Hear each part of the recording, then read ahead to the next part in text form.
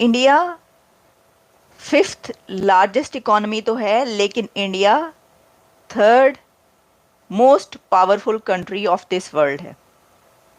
ये बात कही गई है, ये कहा गया है। भारत आजकल जिस चीज पे ज्यादा फोकस कर रहा है वो ये है कि कैसे अपनी permanent and non permanent membership जो सिक्योरिटी काउंसिल की है उसको प्रमोट किया जा सके। भारत 2028-29 में as a non permanent member आ रहा है यूएन सिक्योरिटी काउंसिल का, अपनी टर्म देख रहा है। यूनाइटेड नेशन सिक्योरिटी काउंसिल की तरफ से स्टेटमेंट आई है कि इंडिया इस टाइम दुनिया का तीसरा बड़ा पावरफुल कंट्री बन चुका है। साथ ही साथ अगर सिंगापुर के डिप्लोमेट की बात करें, उन्होंने भी स्टेटमेंट दी है कि यूके को अपने यूनाइटेड नेशन सिक्योरिटी काउंसिल की परमानेंट सीट को क्विट करके इंडिया को जगह देनी चाहिए। पाकिस्तानी पब्लिक से बात करेंगे कि क्या वजह है 1947 में जिस दो कंट्रीज ने इकट्ठे सफर का आगाज किया, आज एक दुनिया की तीसरी बड़ी पावर बन गई है। और दूसरी अगर पाकिस्तान की बात करें तो पाकिस्तान कभी किसी कंट्री में जा रहा है हेल्प के लिए, कभी यूएई के पास जा रहा है हेल्प के लिए, तो कभी सऊदी अरेबिया के पास हेल्प के लिए जाता नजर आ रहा है। किशोर महबूबनी, अब किशोर महबूबनी को जब आप देखते हैं तो परमानेंट रिप्रेजेंटेटिव के तौर पर वो रह चुके हैं यूनाइटेड नेशंस में बिटवीन 1984 एंड 1989।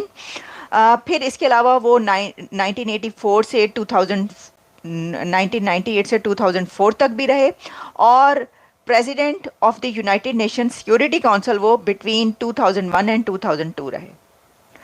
तो यूनाइटेड नेशन सिक्योरिटी काउंसिल का अगर तो दोस्तों, भारत एक ऐसी महाशक्ति जो इस समय दुनिया के ऊपर रूल करने के लिए आगे बढ़ रही है, और वो भी इस हिसाब से रूल करने के लिए कि जिसमें अमन, चैन और शांति और इसके बाद में बिजनेस और इंसानियत को लेकर जो अपना मुकाम बना रही है, वो अब दुनिया के सामने धीरे धीरे लोगों को समझ में आने लगा है। और दोस्तों, जो ये मैंने बात कही है, ये कोई मैंने अपने मन से नहीं कही, ये बात जो है यूएनएससी के पूर्व यानी कि एक्स चीफ ने इस बात को कहा है, और उन्होंने भारत की तारीफ करते हुए ये कहा है कि भारत को भी वीटो पावर में शामिल होना चाहिए और भारत को वीटो पावर बनना ही चाहिए। और दोस्तों, वीटो पावर की चर्चा भारत को शामिल करने के लिए बहुत ही दिनों से चल रही है, बहुत सालों से चल रही है, और भारत को लगातार कई देश ये कोशिश कर रहे हैं, और इसके साथ ही कई देशों के लीडर भी इस चीज को कोशिश कर रहे हैं कि जल्दी से जल्दी भारत को वीटो पावर दिलाया जाए, क्योंकि भारत फिफ्थ लार्जेस्ट इकोनॉमी है और इसके बाद में सबसे बड़ा लोकतंत्र वाला देश है जो दुनिया के लिए एक मिसाल बना हुआ है, और इसके बाद में सबसे बड़ा ये बिजनेस करने की ग्रोथ दे रहा है पूरी दुनिया में। आईआईटी सेक्टर में भी ये आगे जा रहा है, और जिस तरह से ये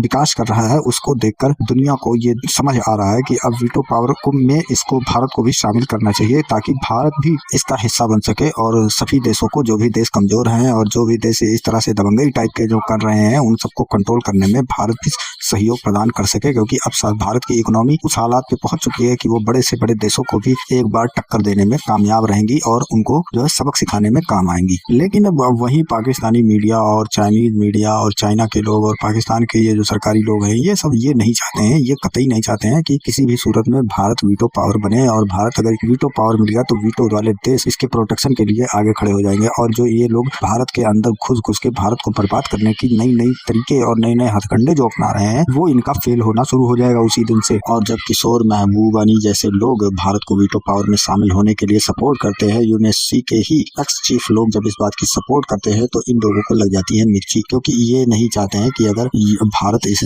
वीटो पावर का हिस्सा बन गया तो फिर इनकी जो अंदर अभी जो ये घुस के, जैसे भारत के अंदर इन्होंने किसी को अपना मुलाजिम बना लिया और अपने इशारे पर उसको नचाने लगे, किसी भी कीमत पर पैसा देकर या कोई लालच देकर, प्रलोभन देकर, या फिर कुछ ऐसी चीज बताकर कि जिससे उसकी मानसिकता बदल गई, ब्रेन वॉश कर दिया, तो उसके बाद में ये उसको भारत के खिलाफ खड़ा करने की जो ये साजिश रचते थे, वो भी इनकी साजिश बंद हो जाएगी, क्योंकि उस समय अब इसके पास वीटो पावर है। तो वो यदि किसी को पता चला कि और सबूत हो गया कि ये फला आदमी फले जगह से कनेक्ट है, विदेश से कनेक्ट है, पाकिस्तान से कनेक्ट है, चाइना से कनेक्ट है, तो फिर उसके खिलाफ होगी बड़ी कार्यवाही। तो इस चीजों से अब इनको डर भी लगता है, तो इसलिए जो है ये हमेशा से इसके खिलाफ रहते हैं, और इस खबर से इनको मिर्ची लगती है। तो चलिए चलते हैं खबर की ओर और देखते हैं पूरा मामला। वीडियो पसंद आए तो लाइक करें, चैनल को सब्सक्राइब करें और शेयर करना ना भूलें। अगर एक्स प्रेसिडेंट आपको ये कहता है दुनिया के सामने कि इंडिया इस वक्त बहुत ज़्यादा हकदार है सिक्योरिटी काउंसिल की परमानेंट सीट का, और यहाँ तक कि यूके को ये चाहिए कि वो अपनी सीट ऑफर कर दे इंडिया को, तो ये एक बड़ी खबर है। उस इकोनॉमी का फायदा क्या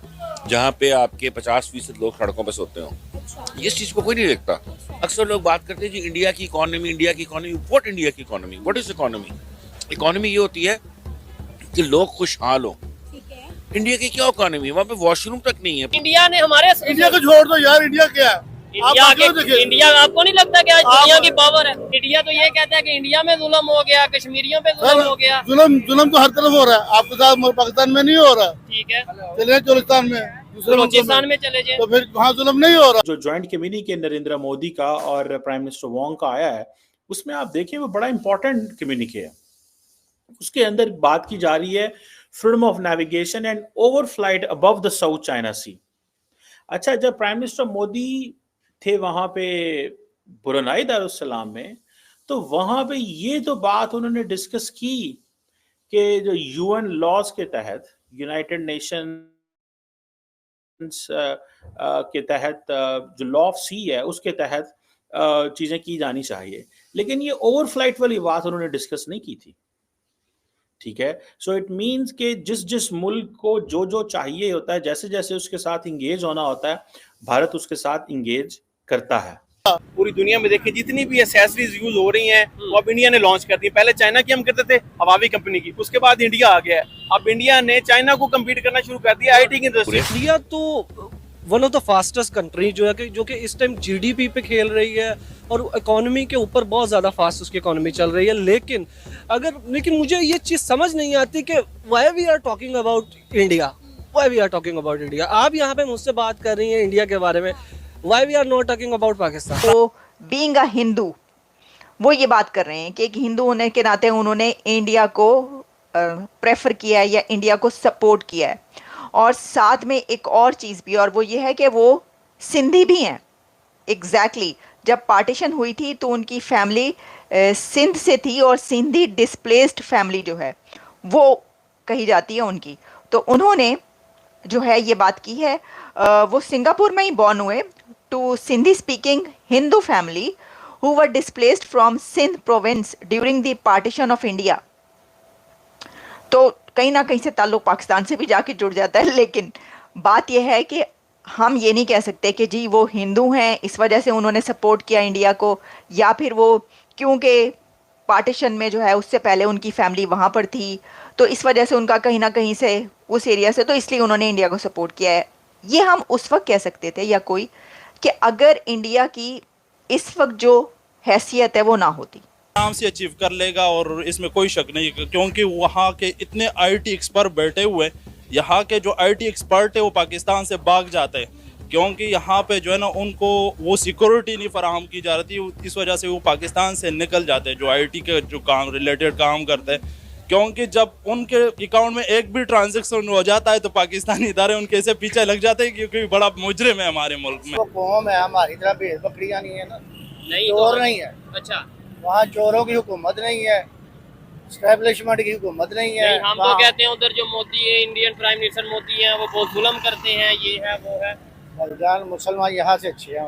अच्छा, वहाँ 20 रुपए किलो आटा है, ठीक है। 300 यूनिट बिजली फ्री है। तो ये अच्छा होगा कि इंडिया अच्छा होगा। ठीक है। कश्मीर में इससे अच्छे हालात है। उनके कबूल साहब एरिया साइड कश्मीर में। जी भाईजान, आप पढ़े ना, कभी सर्च करें। ठीक है। वहाँ यहाँ से इंडिया के मकबूजा कश्मीर के हालात बहुत अच्छे हैं। सो आप अगर सिर्फ और सिर्फ जॉइंट कम्युनिके देखें, ऐसे लग रहा है जैसे बहुत ज़्यादा काम हुआ है दोनों मुल्कों के दरमियान। ठीक है जी, इंतहाई लंबा चौड़ा काम है। और असल में तो भारत जो है अमेरिका की मदद से जो इंडो पैसिफिक के अंदर भारत को रोल मिल रहा है उसके तहत एडवांटेज ले रहा है कि कैसे जितने भी pro west, pro US friendly ममालिक हैं उनसे अपनी कैंडिडेचर और अपनी सपोर्ट ले सके। कश्मीर कभी भी पाकिस्तान नहीं बन सकता जब तक सिचुएशन ये रहेगी। हम एजुकेटेड हैं, हम पढ़े हैं, हमें पता है कि ठीक है ये लॉलीपॉप है, ठीक है, यहाँ की तरक्की देखें और वहाँ इंडिया की तरक्की देखें। क्या फर्क वो है? कश्मीरी कोई भी पढ़ा लिखा होगा वो ये हालात देख के कहेगा मैंने पाकिस्तान के पास आना। स्विट्जरलैंड, यूरोप, अमेरिका, आप कंपैरिजन करें उनसे। इंडिया का जब आप कंपैरिजन करती हैं वहाँ पे अगर आप बेसिक पावर्टी लेवल, पता है आपको इंडिया का क्या है?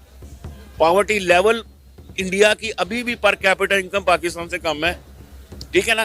तो आप कंपैरिजन हम जो बार बार इंडिया का करते हैं ना, आप मुझे बताएं, यूर इन मीडिया, आपने कभी देखा है इंडिया के लोगों का क्या हाल है? कभी ट्रेनें देखी? वहाँ पे छत पे बैठ के लोग जा रहे होते हैं, ठीक है, वॉट एवर, उनकी आबादी बहुत बढ़ गई, हम इंडिया कह का रहे हैं रेलवे निजाम इतना अच्छा हो गया, वंदे भारत वहाँ पे चलती है, इलेक्ट्रिक ट्रेन्स वहाँ पे चलती हैं। आपने तो इंडिया के मतलब रेलवे स्टेशन को भी रगड़ दिया बीच में। वो फिर सड़कों में क्यों